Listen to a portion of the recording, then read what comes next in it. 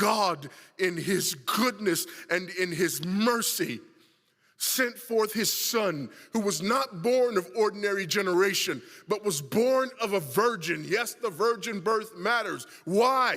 Because if he's born of ordinary generation, he's born in sin. But because he's not born of ordinary generation, he's not born in sin. He's clean of sin. His record is clean. And he keeps his record clean. And he obeys God's law. And because he's fully God and fully man, he obeys the law of God on our behalf in his active obedience. And then in his passive obedience, God made him who knew no sin to be sin for us. All we like sheep had gone astray. Each of us had turned to his own way, but God laid upon him the iniquity of us all. And Christ died for sin once for all, the just for the unjust. And God imputes our sinfulness to him. And he nails our sinfulness to the tree. And Christ dies and raises again on the third day for our justification.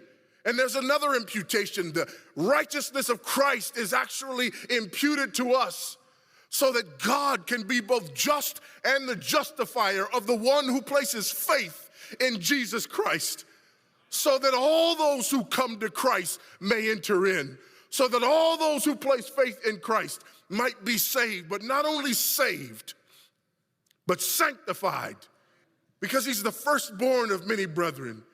We're justified and we're adopted into the family of God.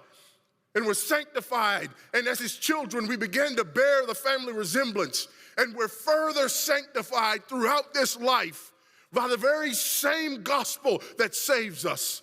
Until one day, when it's all said and done, we're not just saved from the penalty of sin. We're not just saved from the power of sin, but one day we're glorified and saved from the very presence of sin.